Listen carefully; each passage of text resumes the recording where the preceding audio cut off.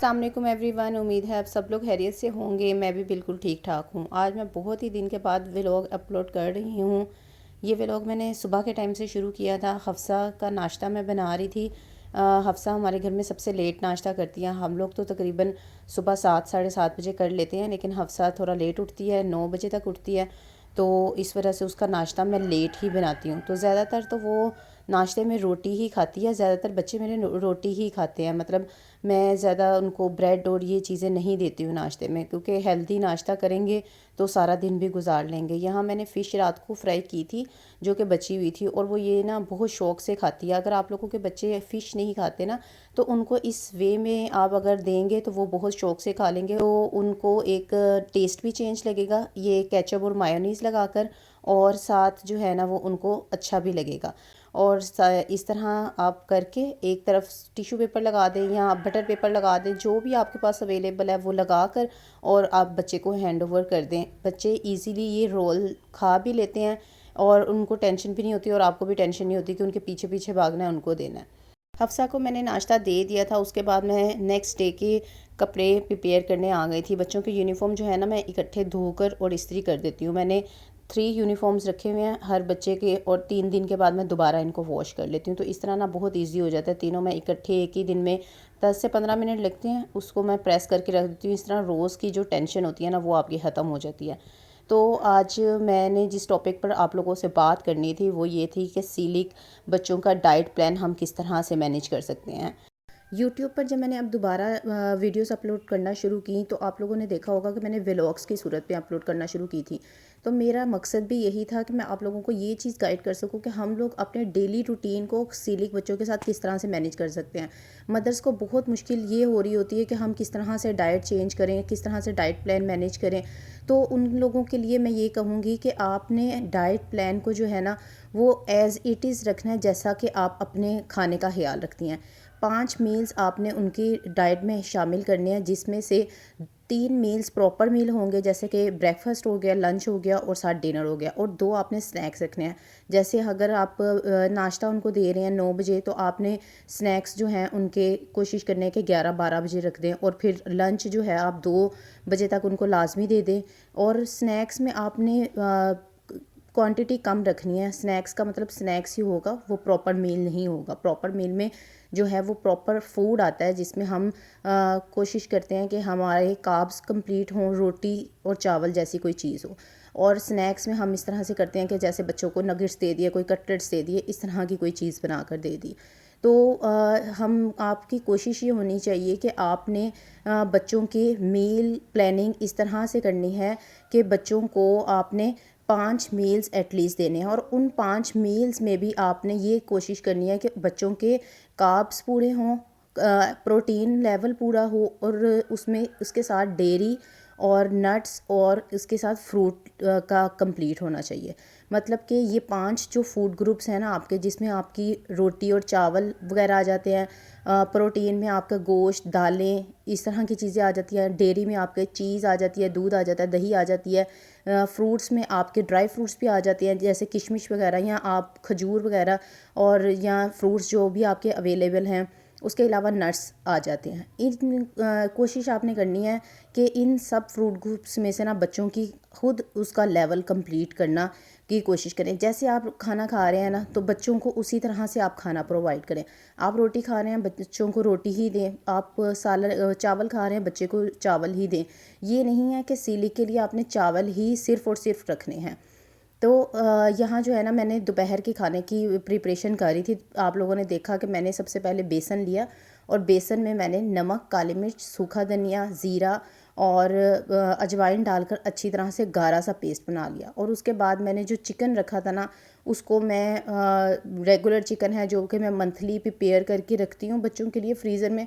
आलू टिक्का कटलेट्स बना रही थी, तो मैंने उसके लिए वो चिकन रखा था। चिकन में जो है मैंने नमक, ज़ीरा पाउडर, सूखा धनिया पाउडर, कुटी हुई लाल मिर्च, कुटी हुई काली मिर्च, ये डालकर, और मैंने डीफ्रोस्ट नहीं हुआ था, एज़ इट इज़ रख दिया था।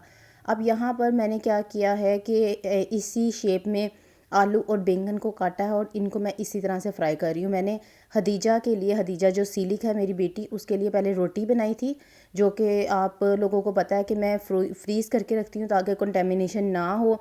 उसको मैंने बनाकर उसी में जो है मैंने ये ऑयल डाला और मैं इस तरह से इसके पकोड़े बना लूँगी। अब यहाँ अगर आप नोट करें तो मैंने ना उसी तवे पर जो है वो किया है। अगर आपने शैलो फ्राई करना है ना तो आपने अपने एक माइंड सेट कर लें, आपके घर में कोई भी सीलिक पेशेंट है उसके लिए खास कर कि आपने हमेशा फ्राइंग ऐसी चीज़ में करनी है कि आप जो है ना वो अगर बाद में भी खा रहा हो तो आपको ये सोचना ना पड़े कि आपने तवे पे फ्राई किया था, सॉस पैन में किया था, कढ़ाई में किया था या किस में किया था। मेरी कोशिश यही होती है कि अगर मैं शैलो फ्राई कर रही हूँ तो मैं हदीजा का तवा यूज़ करूँ या इस तरह सॉस पैन यूज़ करूँ जिस तरह ये मैं चिकन बना रही हूँ, इस तरह से मैं यूज़ करूँ। और अगर मैंने जो है वो डीप फ्राई करना है तो उसके लिए मैं कढ़ाई वगैरह यूज़ करती हूँ, उसमें अलग ही ऑयल होता है। तो शैलो फ्राई के लिए अब मैं होता है, अक्सर होता है हम अपने तवे पर बना लेते हैं। जैसे कि मैंने अगर गंदम की रोटी बनाई है तो मैंने उसी पर बना लिया, तो बाद में क्या होता है हम डिफ्रेंशिएट ही नहीं कर पा रहे होते और बच्चे कह रहे होते हैं कि हमें खाना है। तो इस तरह ये है कि अगर मैं फ्राई कर रही हूँ ना तो मुझे पता है कि अगर 1 घंटे के बाद भी उसने खाना है ना तो मेरा ये वाला फूड कभी भी कंटेमिनेटेड नहीं होगा। उसको मैंने एज़ इट इज़ रखा हुआ है कि मैंने इसी पर ही करना है, मैंने अपने तवे पर कभी भी कुछ फ्राई करके नहीं रखना। तो ये है, मैं सबसे पहले जो हूँ उसी को खाना देती हूँ।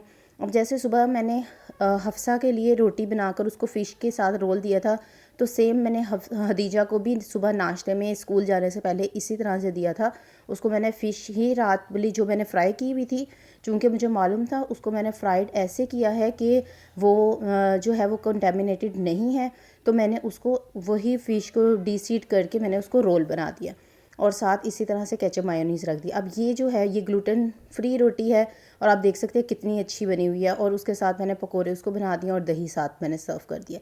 अब इसमें ये हुआ है कि ग्लूटेन फ्री आटा होता है, उसमें जो है वो बच्चों के लिए प्रोटीन भी शामिल होती है और कार्ब्स भी होते हैं। ज़ाहिर बात है हम अगर चावल यूज़ कर रहे हैं तो वो कार्ब्स में आ जाते हैं और अगर हम दालें वगैरह यूज़ कर रहे हैं तो वो प्रोटीन में आ जाते हैं।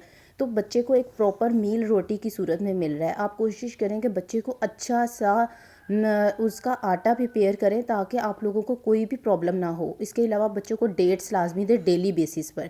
अगर आप खजूर का इस्तेमाल रखेंगे ना तो खजूर उसके आयरन लेवल को कंप्लीट करेगी। फिर अगर आपने आटे की मेरी रेसिपी देखी है तो मैंने उसमें वो फ्लक्स सीड्स डाले होते हैं, वो आयरन की कमी पूरा कर रहा होता है। मेन प्रॉब्लम बच्चों की जो सीलिक बच्चों की आ रही होती है ना या दूसरे बच्चों की भी, वो एक आयरन की आपने कमी को दूर करना होता है और दूसरा आपने डेयरी बच्चों का बहुत अच्छा रखना है। अगर आपने कैल्शियम लेवल उनका पूरा करना है तो आपने ये करना है कि डेली बेसिस पर आपने बच्चों के फ्रूट्स का ध्यान रखा है। अगर फ्रूट्स अवेलेबल नहीं है, मेरे घर में भी तकरीबन कभी कभी तो ऐसा होता है कि महीना महीना फ्रूट्स नहीं आते, तो इट्स ओके, आप बच्चों के खजूर रखें। खजूर एक मुकम्मल मील है, मुकम्मल फ्रूट है।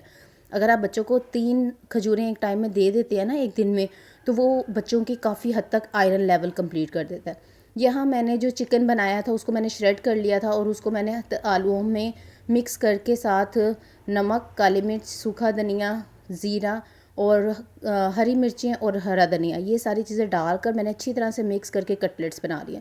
ये आप रमज़ान के लिए भी इसको सेव करके रख सकते हैं और ये बहुत इजी और अच्छे बनते हैं। जैसे एक हम होता है ना कि बॉयल चिकन करके और उसको हम कटलेट्स बनाते हैं और नमक, काली मिर्च डाल के, ये उससे काफ़ी डिफरेंट रेसिपी आती है और इसका टेस्ट भी बहुत अच्छा आता है। मैंने यहाँ चिकन को स्मोक नहीं दिया था। आप अगर स्मोक देकर ये कटलेट्स बनाएंगे ना तो इसका टेस्ट बहुत ही डिफरेंट और बहुत ही यूनिक आएगा।